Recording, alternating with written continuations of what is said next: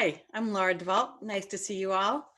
Um, I'm here to give you a little bit of the background about our investigating impact. Um, Sharon Beckman Brindley has been interested in our joining impact for quite some time.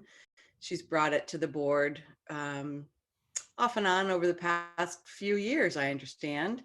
And this is the first year we've brought it to the Sangha for consideration. We really had a deeper conversation at the board level and decided we wanted to bring it to the Sangha for consideration. So we've had a presentation on a Tuesday night from a member of Impact. We sent out a survey, which was responded to really well, and thanks for that. It's really important to us to hear from the folks that we're asking to be involved. The survey responses were primarily very positive, and there were some concerns raised by some folks. So we decided we needed to look further into impact and what our involvement might mean. And so 10 of us agreed to do a little investigating and report back. Fortunately, you only have to hear from 3 of us. And we will finish at 7:15, so Mary Louise can carry on with her planned evening. If there's time for questions after we do our quick little presentation before 7:15, we'll do that. Otherwise, we'd love to hear from you offline or in the chat box. So the result of our meeting together was very positive, and we met with Impact, and as a result of all the things that we did, we felt that this seemed like a good step forward. And our major consideration at this point is how active will our community members be? It is going to require some participation from Sangha members. So with that in mind, I hope you'll listen carefully to the next 2 presenters and gauge your level of interest and enthusiasm for participating. And Susan Kaufman is up.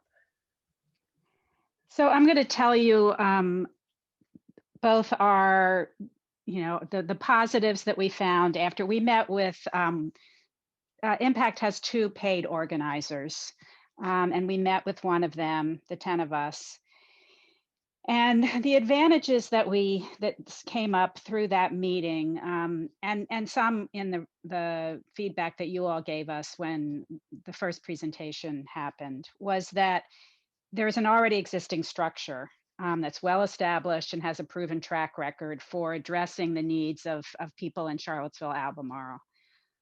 Something else we learned from Aidan, the organizer, is that there's training available and encouraged by the national organization, and people have found that very helpful in understanding how to do the research about what issues to address, and then also how we engage with the leaders that we are asking, that Impact is asking for accountability from. And the other advantage was, as Laura said, that you all in the Sangha were very excited about the idea of being more involved in engaged in the community, and that Impact seemed like a good vehicle. The concerns that were brought up, one was the question of how diverse is the Impact membership. And we, in looking into it, we discovered that yes, the majority of the congregations and faith communities that are involved in Impact are white. However, we learned that the Church of the Incarnation has the largest delegation, and that they are 50% Hispanic. And there are some African-American churches that are involved. So it's still a white majority group. However, in looking at the issues that have been addressed over the years, they have really been relevant to the needs of underrepresented communities in Charlottesville, Albemarle.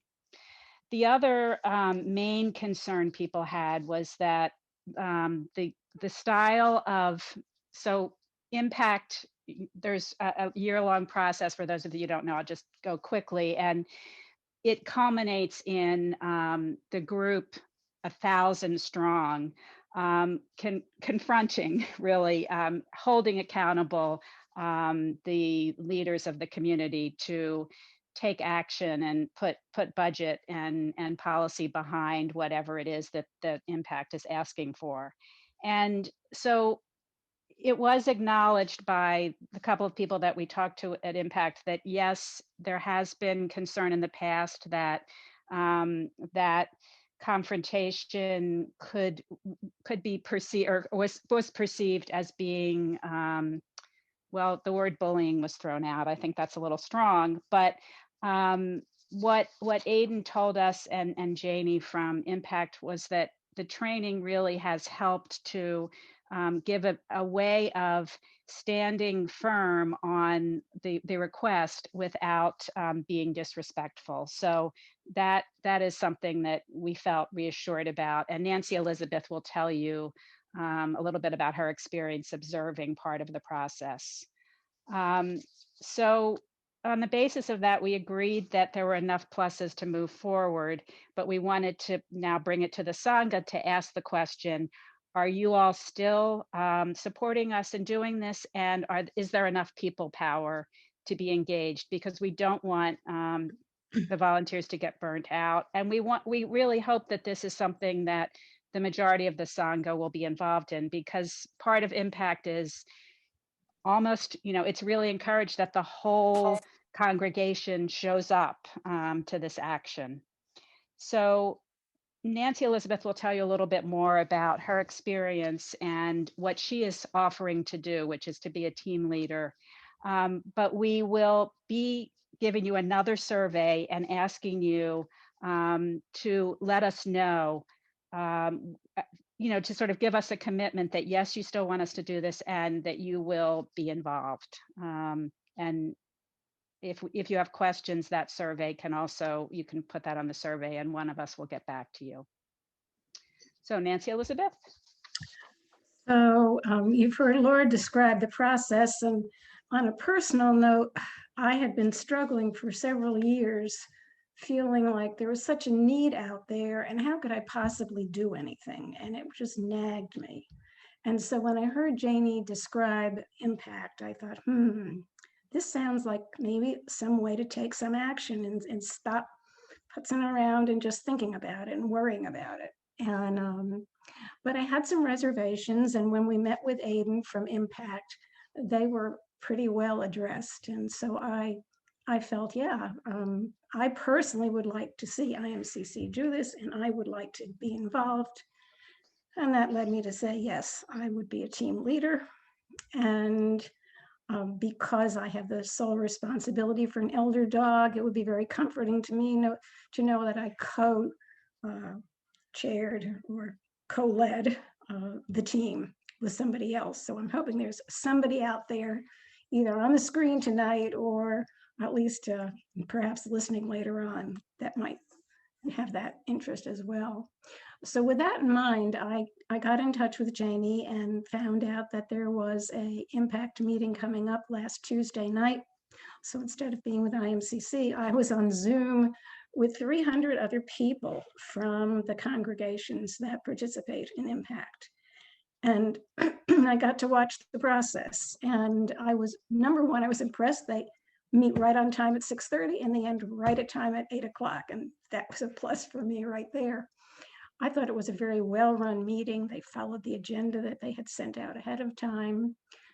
They did an introduction in the beginning to how the process has worked for Impact this particular past year. And they indicated there would be 3 elected officials at this meeting because they couldn't come on March 25th, which was the big Nehemiah meeting where they meet with the officials asking for some type of commitment. So they reviewed the issues at hand, which have been still working on affordable housing. They reviewed the progress that had been made on the immigration issues, immigration rights issues, that in fact was brought to a satisfactory conclusion. And the early childhood education, particularly, they were looking for the extension of daycare services for people enrolled in the preschool program. So after introducing those, a woman from Incarnation Church led the interview process with the 3 elected officials. And I certainly would not say she bullied, but I certainly would say she had a lot of confidence and clarity and determination to ask these officials how would they answer Impact's request, which they'd already gotten in writing previous to the meeting. Yes or no? And I was in awe of her. I wish I had her skills. She was terrific. She just kept on track. And when anybody seemed to fudge a little bit, she asked them to clarify. She would then say, well, I heard what you'd say is you might think about it, but you really feel like you can't say yes right now. Or I heard you say yes if such and such happened. So is that a yes or is that a no? And she just kept focused. And I didn't feel that any of those 3 people were uncomfortable. They answered yes or no to varying degrees. And after the interviews were over and there was a little summary of what had happened, there was a breakout rooms for each one of the congregations to caucus, basically focused on how can we bring together enough people for the March 25th action when the majority of the elected officials will be coming and the requests will be made. And again, I was told it'll start at 6:30 and it'll end at 8. And anybody here tonight can attend on Zoom that meeting if you would like to see this in action. And then there was a wrap up, and I was encouraged again to think that IMCC could be part of this and make a difference in people's lives, bring our practice into action. So Susan mentioned a survey. As part of that survey, I talked with Judy today, and we will delineate some specific roles so that when you look at that survey, you could say, oh, well, I think I could do that. Some of them are more involved than others, and you can have a commitment to 1 or 2, hopefully something, so that we can get on board and make a difference in people's lives.